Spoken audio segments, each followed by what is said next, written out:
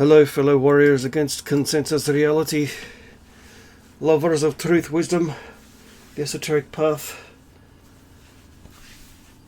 worshippers of irreverence and sarcasm, slayers of two-faced hypocritical gobshites. It's an overcast Sunday morning, no gobshites. That's always a good start to the day. And it's not raining at the moment. We're in the middle of yet another week and a half session of rain. And I'm thinking, after 4 days at home, which have been great by the way, because I haven't had to deal with people for 4 days, I figured, well, I don't care what the weather is doing, I'm going to get my coffee today. But it's holding off and the clouds are partly broken, so that's a good thing. And it's so quiet outside, actually a person can hear themselves think, which is great. I had no idea what I was going to say going into this video. Those usually are the best kinds of videos for myself, I find. And it's kind of nice that I've lost another sub. It's probably one of the Butthurt Doll fuckers again. You people need fucking help. Or at least learn how to channel all that powerful sexual energy into something more fucking productive. For fuck's sake. Yes, I know. I can't help it. I'm going to perpetually take the piss out of this guy. Yes, people like MGTOW Maddie, that's right. Drunken doll fuckers, right? Got no fucking time for them. Butthurt, hateful, hypocritical cunts. In some ways, even worse than feminists. Because at least feminists don't pretend to be anything other than useless, two-faced, butthurt cunts, right? But you guys, some of you guys pretend that you're actually helping men. No, you're not. You don't give a flying fuck about helping your fellow man. Which is why I'm a lone wolf. There is no brotherhood. There is no MGTOW brotherhood. It's a myth. You either use it to shill your channel, shill Viagra, what's the other one? Cialis, to MGTOW monks, or some kind of cryptocurrency bullshit scheme, right? Or constantly begging for donations on live streams. That's my pet hate, I have to say. Which is why men like Hammerhand are one of the very few MGTOW guys that I actually still have respect for. The man's a fucking legend. And which is probably why I still have a wrench, last time I checked. Because the man is worth my time. Simple as that. But one of these little annoying... The little annoyances before we go. I don't know about some of you, but those of us who are huge fans of reading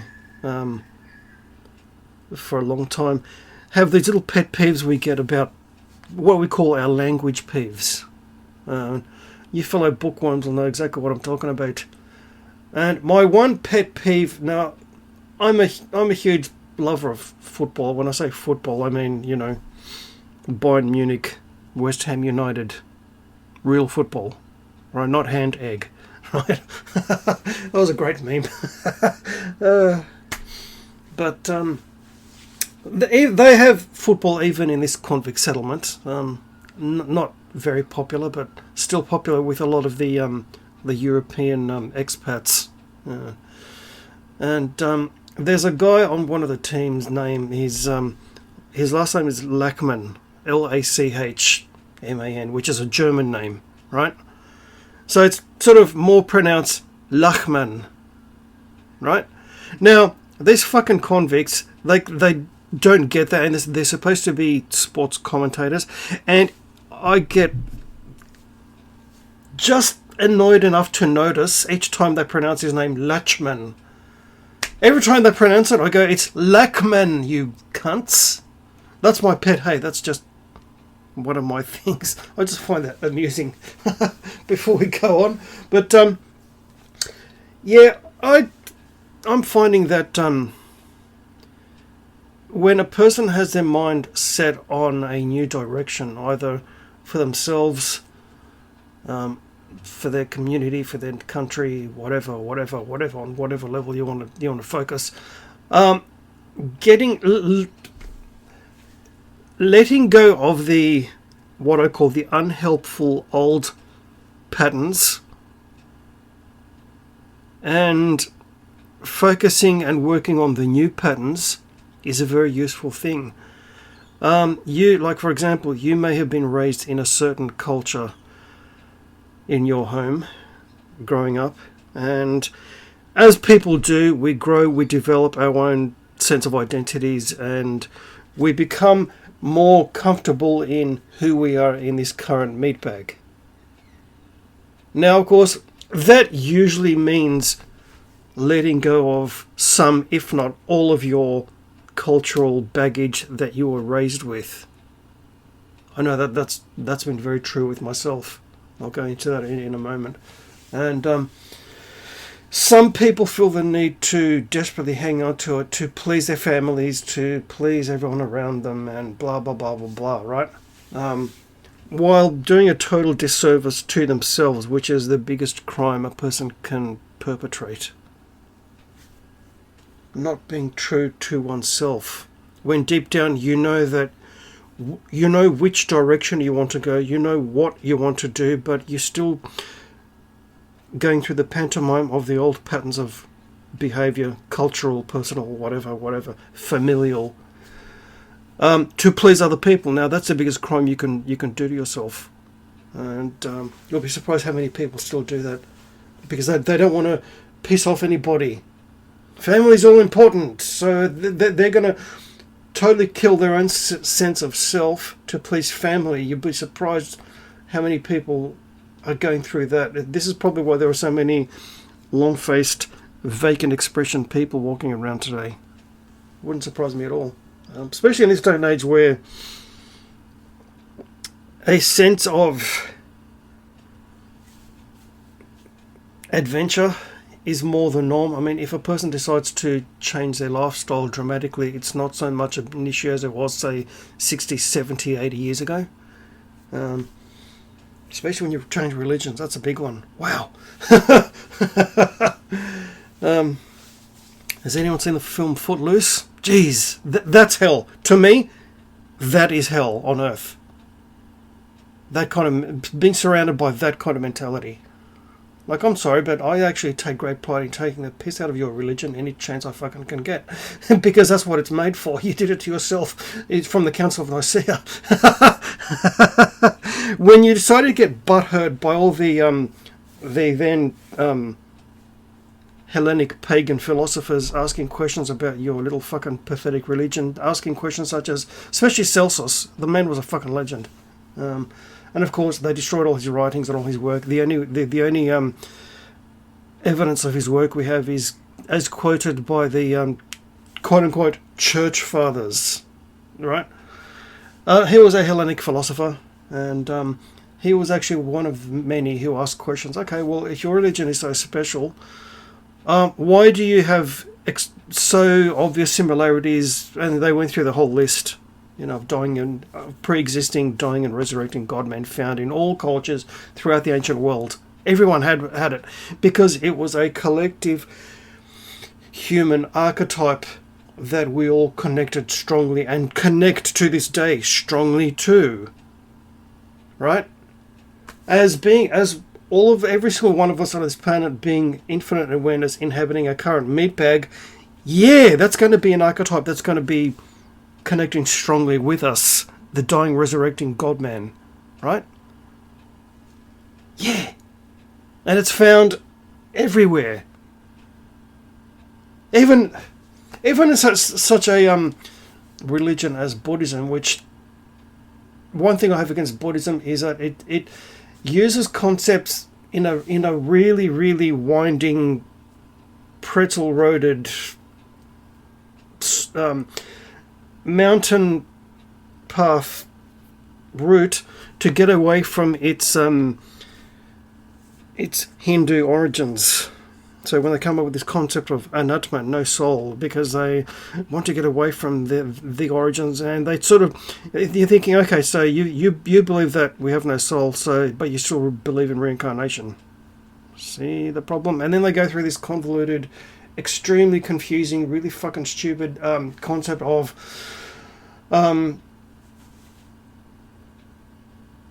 conditions, and all this kind of this. It's a mess. It's a real fucking mess, because they want to get away from their Hindu origins. I'm sorry, but we're infinite awareness inhabiting a meat bag. That's it. That's just it. You don't like it because it connects you to your Hindu origins, but tough. That's the way it is. And Buddhism has no deity and no magic, nothing cool. Well, of course, because again, they're trying to escape from their Hindu origins. And I was on my path to being Buddhist at one stage. When I left the hardcore, extreme Bible bashing phase that I was entering, it was quite damaging actually to myself long term. I was actually a hardcore Seventh-day Adventist for a few years. And the best detox for that was Buddhism. Now, I was on my way to being thoroughly interested and heavily invested in Buddhism until I realised, hang on a minute, what about chakras and chi and all these other non-physical forces that we have access to and are surrounded by? Crickets, right? So that's what took me away from it. Yeah, they're great for focusing on and helping yourself with your mental and emotional issues. Like the whole detachment thing is fantastic, but it doesn't go anywhere near further enough and broader enough in the scope of human experience to actually make it a viable soul religious focus. And that's just the way it is. Some people are happy Buddhists for the rest of their lives. Congratulations. I support you. Some of us are a little bit more complex or fucked in the head. Take your pick which one you're going to use. One thing is never enough. One path doesn't quite cover everything that we feel drawn to, and that's fine too. I'm not just heathen. I'm sort of heavily drawn to Druidry and Celtic paganism, and as you Americans would say, Hern the Hunter is my homie, right? And I also follow Seder, which is the Norse magic / shamanism. Witchcraft is part of my path as well, so I'm not going to be one thing. Yeah, and it took me a lot of years to get to where I am today. And again, it dealt with years of letting go of other people's cultural baggage, other people's thoughts and beliefs and thought patterns which we have been raised with from birth. Now, when you reach a point where you look around and you think, you know what, this is just not for me, that's when things get interesting, and that's when you go through your period of, I suppose you can call it your religious pilgrimage within, because I had no fucking idea. I mean, at one point I was on the way to seriously joining the Greek Orthodox priesthood at one point when I was like 18 and a half, almost 19. And I actually thought that was what I was going to do, but my own higher guidance within, the little voice within, had other ideas. So what did? I became Seventh-day Adventist. Don't ask me how I went from that to that. It was just one of those weird things. And of course, growing up in a Hellenic household had its own kind of challenges. I remember early in my teens, I would have been 14, 15, and I thought to myself, you know what, this normal Greek life is just not for me. Sorry, no. I'm not going to marry the nice Greek girl and have Greek babies and be Greek Orthodox and have a nice job and have a car and have a house and wait for my death because my life is so fucking boring. No, that wasn't going to be for me. Early on, I thought, no, thank you. And And you know what? That's okay. We're not all the same, and we're not supposed to be the same. We're not all equal. We're all different. We're all in different levels of our on the ladder of human development, and that's okay. Some people have been doing it longer than others. Some people have gone through hell, which greatly accelerates one's self-development. Nothing helps you gain knowledge and wisdom better than going to hell a few times. Yeah, it's one of the worst things that you could experience, going through childhood traumas of various descriptions. But as painful as it is, and as long-reaching as the effects are, no other way comes close to accelerating your gaining of knowledge and wisdom. That's just the way it is. And those people who have been through traumas going to earliest childhood, I'm pretty sure they would say, looking back, when all is said and done, they wouldn't have it any other way. But the biggest challenge is, of course, letting go of your existing thought patterns and your existing cultural baggage, because it's your safe, familiar space, and your ego mind's not going to fucking like that very much at all. But you know what? For your own, to get to where you need to go, dealing with it and releasing it is an important step, because really, otherwise you're not going to go anywhere. Yeah, you can sort of namaste and be a good little fucking carry, love and light kind of gobshite, but that's not going to really help you in the long run. As you can tell, I have a real problem with these people. I see a lot of their comments online, and it just makes me sick. I just want to force choke them, right? Especially when you see Anglos. Namaste! What? Find your own fucking culture, and you do have it. Like, for fuck's sake.